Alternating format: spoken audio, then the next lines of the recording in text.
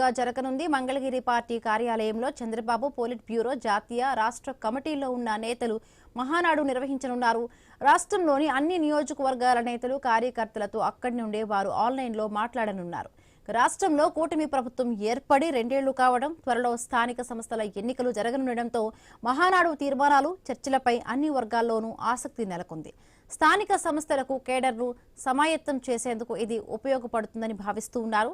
2 ఏళ్లలో ప్రభుత్వం సాధించిన విజయాలు, అమలు చేసిన హామీలు, సాధించిన పెట్టుబడులు, పరిశ్రమలు, చేపట్టిన సంక్షేమ కార్యక్రమాలను వివరించేందుకు 2029 ఎన్నికలకు రోడ్ మ్యాప్ సిద్ధం చేసేందుకు మహానాడు దోహదం చేస్తుందన్న భావన పార్టీ వర్గాల్లో ఉంది.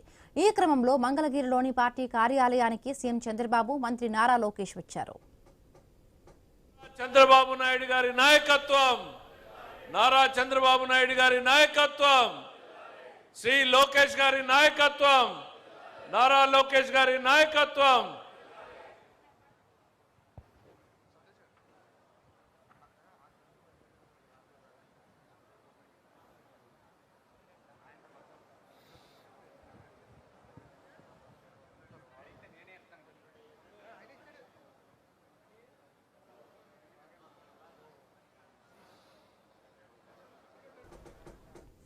ఫిజికల్ గా, వర్చువల్ గా హైబ్రిడ్ విధానంలో నిర్వహించడం ఇదే తొలిసారి. ఇందుకు జూమ్ ప్లాట్ఫామ్ ను వినియోగిస్తూ ఉన్నారు. 1875 క్లస్టర్లకు గాను 1851 క్లస్టర్లలో భారీ తెరలపై కార్యక్రమం లైవ్ వస్తుంది. 24 క్లస్టర్లలో ఇంటర్నెట్ సమస్య ఉన్నందున మండల కేంద్రాల్లో ఏర్పాటు చేశారు. 200 కేంద్రాల్లో 2-వే ఇంటరాక్షన్ ఉంటుంది. 25 లోక్సభ నియోజకవర్గాల పార్టీ కార్యాలయాల్లోనూ ఇలాంటి ఏర్పాట్లే చేశారు. ఈసారి మహానాడులో మహిళలు, యువతకు ప్రాధాన్యమిస్తూ ఉన్నారు. కీలకమైన రాజకీయ తీర్మానం ప్రవేశపెట్టే అవకాశం కేంద్ర మంత్రి రామ్మోహన్ నాయుడు, మంత్రి వంగలపూడి అనితకు ఇచ్చారు.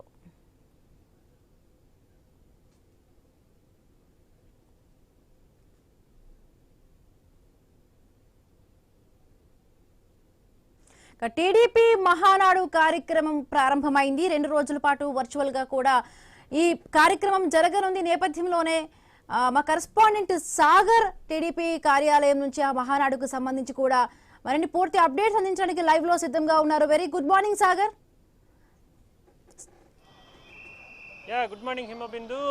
ప్రస్తుతం అయితే 2 రోజుల పాటు ఇక్కడ టీడీపీ కార్యాలయంలో వర్చువల్ అండ్ హైబ్రిడ్ విధానంలో మహానాడు కార్యక్రమం జరగబోతుంది. కాసేపటి క్రితమే దీనికి సంబంధించిన పార్టీ అధినేత, రాష్ట్ర ముఖ్యమంత్రి నారా చంద్రబాబు నాయుడు ఇక్కడికి వచ్చి జెండా ఆవిష్కరణ చేశారు. జెండా ఆవిష్కరణ ముగిసిన అనంతరం ఇప్పుడు పార్టీ కార్యాలయంలో ఎన్టీఆర్ విగ్రహానికి పుష్పగుచ్చం అందించిన తర్వాత అంటే ప్రతిపాదన చేస్తారు. రాజకీయ ప్రతిపాదనలు ఉంటాయి.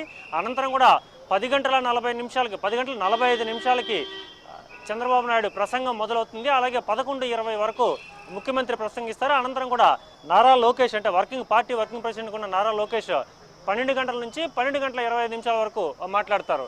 సో మొత్తం మీద వీళ్ళ ప్రసంగాలు విషయం అటు పక్కన పెడితే, మొత్తం మీద ప్రధానమంత్రి నరేంద్ర మోదీ పిలుపు మేరకు పొదుపు చర్యల్లో భాగంగా మహానాడు అనేది అత్యంత వైభవంగా, ఘనంగా నిర్వహిస్తుంటారు. కానీ ఈ మొత్తం డిజిటల్ వర్చువల్ విధానంలో నిర్వహించాలని చెప్పి నిర్ణయించిన తర్వాత దానికి సంబంధించి అన్ని చర్యలు తీసుకున్నారు. రాష్ట్ర వ్యాప్తంగా మొత్తం 1874 క్లస్టర్లు గుర్తించారు. ఈ 1874 క్లస్టర్లకు సంబంధించి వాటిలో అన్ని కూడా స్క్రీన్లు ఏర్పాటు చేయడం, ఆ స్క్రీన్లు ఏర్పాటు చేసిన అనంతరం వర్చువల్ విధానంలో అక్కడ మొత్తం కూడా మహానాడు కార్యక్రమం అయితే నిర్వహిస్తారు. సో ప్రస్తుతానికి ఇక్కడ మనం చూసుకుంటే పార్టీ కార్యాలయంలో సభా వేదిక మీద 30 మంది మాత్రమే ఉంటారు. అంటే పార్టీ అధినేత చంద్రబాబు నాయుడు, అలాగే వర్కింగ్ ప్రెసిడెంట్ నారా లోకేష్, అలాగే రాష్ట్ర టీడీపీ అధ్యక్షులు పల్లా శ్రీనివాసరావు, వీళ్ళ ముగ్గురితో పాటుగా ఏదైతే పాలిట్ బ్యూరో సభ్యులు ఉన్నారో ఈ పాలిట్ బ్యూరో సభ్యులు మాత్రమే ఈ సభా వేదిక మీద ఉంటారు. ఈ సభా వేదిక మీద ఉన్న 30 మంది అనేక తీర్మానాలు కూడా ప్రవేశపెడతారు. ముఖ్యంగా ప్రధానంగా ఈసారి 20 తీర్మానాలు ప్రవేశపెడతారని చెప్పి మనకు తెలుస్తుంది.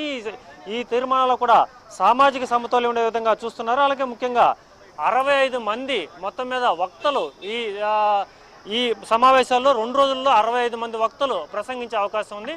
ఈ 65 మంది వక్తలు కూడా ఒక్కొక్కరికి 3 నుంచి 5 నిమిషాల టైం కేటాయిస్తారు. ఈ 3 నుంచి 5 నిమిషాల టైంలో పార్టీకి సంబంధించి కావచ్చు, విధి విధానాల నుంచి కావచ్చు, మిగతా అన్నికి సంబంధించిన విషయాలు కూడా ఈ 60 మంది ప్రసంగిస్తారు. అలాగే ప్రధానంగా ఆన్లైన్లో కూడా మొత్తం ఈ 1845 క్లస్టర్లో ఏర్పాటు చేసిన స్క్రీన్లకు సంబంధించి 200 చోట్ల నేరుగా కూడా 2-వే ఉంటుంది. అంటే అవతల వాళ్ళు కూడా మాట్లాడవచ్చు. ఇక్కడ డిజిటల్ స్క్రీన్లు ఏర్పాటు చేస్తారో ఇక్కడైతే ఎవరైతే పార్టీ కార్యాలయం ఉంటారో వీళ్ళతో నేరుగా కూడా ముఖాముఖి మాట్లాడే అవకాశం ఉంటుంది. ఈసారి ప్రధానంగా అంటే యువతకి స్త్రీలకి అత్యధిక ప్రాధాన్యతనిస్తున్నారు. ప్రధానంగా చూసుకుంటే యువతలో జెన్జీ అంటే ఏదైతే ఇప్పుడు మొత్తం శాసిస్తుందో, మొత్తం ఈ ప్రపంచాన్ని కావచ్చు లేదంటే రాష్ట్రాలని మొత్తం దేశాన్ని శాసిస్తుందో యువత, ఆ యువతతో ప్రత్యేక ఇంటరాక్ట్ అవుతారు నారా చంద్రబాబు నాయుడు. ప్రధానంగా కూడా గత కొన్ని రోజుల క్రితమే 3 రాష్ట్రాల్లో ఎన్నికలు ముగిశాయి. ఈ ఎన్నికల్లో కూడా అధికారంలో ఉన్న పార్టీలన్నీ కూడా ఓడిపోవడం జరిగింది. అంటే పశ్చిమ బెంగాల్ కావచ్చు, ఇటు తమిళనాడు కావచ్చు, అలాగే ముఖ్యంగా బెంగాల్ కావచ్చు. ఈ 3 రాష్ట్రాల్లో అధికారంలో ఉన్న పార్టీలే ఓడిపోయాయి. బెంగాల్లో ప్రధాన కారణం అవినీతి అయితే, తమిళనాడులో అద్భుతంగా అభివృద్ధి చేసినప్పటికీ కూడా అక్కడ ఎమ్మెల్యేల పనితీరు బాగలేకపోవడంతో ఓడిపోయిందని చెప్పి ఒక విషయం తెలుస్తుంది. అలాగే ముఖ్యంగా కేరళలో కూడా అక్కడ అవినీతి విపరీతంగా ఉందని చెప్పి, లేదంటే ప్రజల్లో వ్యతిరేకత ఉంది. సో ఆ అనుభవం దృష్టిలో పెట్టుకొని ఇప్పటికే 2 సంవత్సరాలు పూర్తవుతుంది కాబట్టి పాలన, మరో 3 ఏళ్ళు ఉంది కాబట్టి ప్రజల్లో వ్యతిరేకత ఉండకూడదు. పార్టీ నాయకులు ఎంతపడి కష్టపడుతున్నప్పటికీ ఎమ్మెల్యేల పనితీరు కొంత బాగలేదని ఇప్పటికే అనేక సర్వేలు కావచ్చు, నివేదికలు కావచ్చు అందిన నేపథ్యంలో సో ఇవన్నీ కూడా సరిచూసుకోవాలని చెప్పి చంద్రబాబు నాయుడు ఇక్కడ దిశానిర్దేశం చేసే అవకాశం ఉంది. ప్రధానంగా 20 అంశాలతో ప్రతిపాదన నిర్వహిస్తారు. ఈ 20 అంశాల్లో కూడా అనేక విషయాలు ఉండబోతున్నాయి. అంటే కార్యకర్త పార్టీకి దేవుడు అనే విషయం, అలాగే యోగాలానికి సంబంధించి కావచ్చు, స్త్రీ శక్తికి సంబంధించి కావచ్చు, అలాగే ముఖ్యంగా కూడా అంటే కేంద్రానికి సంబంధించిన నిధులు ఏ విధంగా సహాయం పడుతుందో ఇవన్నీ కూడా ఇక్కడ చర్చించే అవకాశం ఉంది. సో మొత్తం మీద ఈ 20 అంశాలు కూడా 2 రోజుల పాటు చర్చించే అవకాశం ఉంది. ప్రధానంగా కూడా ఈ పాలిట్ బ్యూరో సభ్యులు అంతా కూడా దిశానిర్దేశం చేస్తారు. అలాగే ముఖ్యంగా 3 కమిటీలు వేసుకున్నారు. రాష్ట్ర కమిటీ, స్టేట్ కమిటీ, అలాగే పాలిట్ బ్యూరో.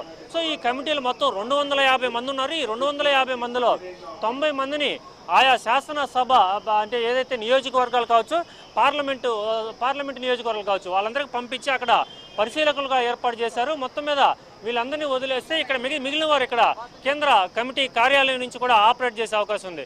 సో మొత్తం మీద ఈ హైబ్రిడ్ విధానంలో జరిగే ఈ మహానాడు గిన్నిస్ రికార్డు కూడా సాధించబోతుంది. ఎందుకంటే ఈ ప్రపంచంలో ఏ రాజకీయ పార్టీ కూడా డిజిటలైజ్ లేదంటే హైబ్రిడ్ విధానం, ఆన్లైన్ విధానంలో ఇంత పెద్ద కార్యక్రమాన్ని నిర్వహించిన దాఖలాలు లేవు. గతంలో చూసుకుంటే ఏదైతే ఇక్కడ కోవిడ్ సమయంలో కూడా కాస్త తక్కువ స్థాయిలో ఇక్కడ సమావేశాలు నిర్వహించడం ఆన్లైన్ సమావేశాలు, కానీ ఈసారి మాత్రం పూర్తి స్థాయిలో స్క్రీన్లు ఏర్పాటు చేయడం, అంటే గత అనుభవాలు దృష్టిలో పెట్టుకుని అన్ని ఏర్పాట్లు చేశారు కాబట్టి దీంట్లో సుమారుగా ఈ సమావేశాలకి కొన్ని లక్షల మంది హాజరయ్యే అవకాశం ఉంది. కానీ ఇవన్నీ పక్కన పెడితే మహానాడుని డిజిటలైజ్ చేసుకోవడంలో కార్యకర్తల్లో కొంత అసంతృప్తి ఉంది. ఎందుకంటే ఇప్పటికే మనం చూడవచ్చు, అంగు ఆర్భాటాలు ఏమీ లేకుండా ఆ రాష్ట్ర ముఖ్యమంత్రి కావచ్చు, నారా లోకేష్ కావచ్చు, పల్లా శ్రీనివాసరావు కావచ్చు, అలాగే కేంద్ర మంత్రులు పెమ్మసాని కావచ్చు, అలాగే ఎంపీ బైరెడ్డి, వీళ్ళంతా కూడా ఇక్కడికి రావడం జరిగింది. సో వచ్చినప్పటికీ అనేక మంది కార్యకర్తలు కూడా బయటే ఆగిపోవడం జరిగింది. చాలా తక్కువ మందికి లిమిటెడ్, అంటే చాలా అతి తక్కువ మందికి మాత్రమే లోపలికి ముందుగానే పాసులు మంజూరు చేయడం జరిగింది. ఆ పాసులు ఉన్న వారు మాత్రమే లోపలికి వెళ్తారు. అలాగే ముఖ్యంగా ఏదైనా నాయకుడు వచ్చి సభలో సమావేశాలు నేరుగా ప్రత్యక్షంగా వాళ్ళ సందేశం ఇచ్చినప్పుడు అది ఎక్కువ ఎఫెక్ట్గా ఉంటుంది. కానీ ప్రస్తుతం ఇక్కడ అంతా డిజిటలైజ్ కాబట్టి ఇది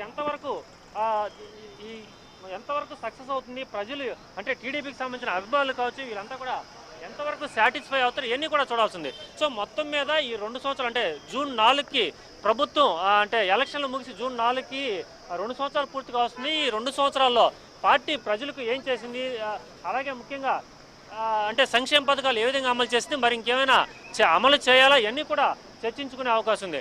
ప్రధానంగా ఈరోజు ఈ అజెండాకు సంబంధించి సభ నిర్వహణ మొత్తం కూడా కేంద్ర మంత్రి రామ్మోహన్ నాయుడు, అలాగే హోమ్ మినిస్టర్ అనిత, అలాగే మరో నలుగురు దీన్ని నిర్వహించబోతున్నారు. పయ్యావుల కేసు.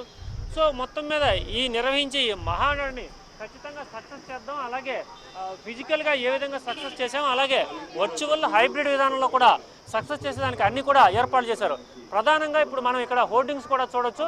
బడుగు బలహీన వర్గాల రాజకీయ చైతన్యానికి నాంది పలికిన పార్టీ అని చెప్పి ఇక్కడ హోర్డింగ్స్ కూడా చూస్తున్నాం. అంటే దాని అర్థం కూడా ఇక్కడ సామాజికంగా అందరికీ ప్రతి ఒక్కరికి న్యాయం చేస్తాం, ప్రతి ఒక్కరికి ఇక్కడ విలువిస్తాం అని చెప్పి ఆ సందేశాన్ని పార్టీ తీసుకోబోతుంది. ఇప్పటికే ఒక్కొక్కరుగా అంటే పాలిట్ బ్యూరో సభ్యులు కావచ్చు, దీనికి సంబంధించిన పాసులు ఉన్న వాళ్ళందరూ కూడా ఇక్కడ కేంద్ర కమిటీ కార్యాలయానికి చేరుకుంటున్న పరిస్థితి.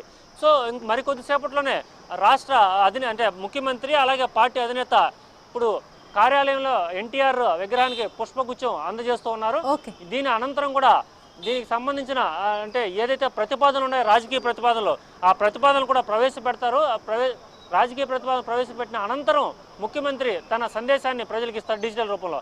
దీనికి సంబంధించి ఇప్పటికే అనేక నియోజకవర్గాల అందరిలో కూడా స్క్రీన్లు ఏర్పాటు చేసి మొత్తం కూడా అన్నీ ఏర్పాటు చేయడం జరిగింది. ఇప్పటికే వాళ్ళకి అక్కడ వచ్చిన వారికి ఎటువంటి అసౌకర్యం లేకుండా ఆహారం కావచ్చు, లేదంటే సదుపాయాలు అన్నీ కూడా కల్పించి ఆయా స్థానిక నియోజకవర్గాల్లో ఉన్న ఎమ్మెల్యేలు కావచ్చు, ఎంపీలు కావచ్చు, అన్ని ఏర్పాట్లు చేశారు. సో మొత్తం మీద జరిగే ఈ మహానాడు కార్యక్రమం ఖచ్చితంగా విజయవంతం చేస్తాం. హైబ్రిడ్ వర్చువల్ పద్ధతిలో కూడా సాంకేతికంగా కొత్త అయినప్పటికీ దీన్ని సక్సెస్ చేసి ప్రజల్లోకి తీసుకెళ్ళి తాము ఏం చెప్తాము, ఏం చేయబోతున్నాం ఇవన్నీ కూడా కీలకంగా చెప్పే అవకాశం ఉంది.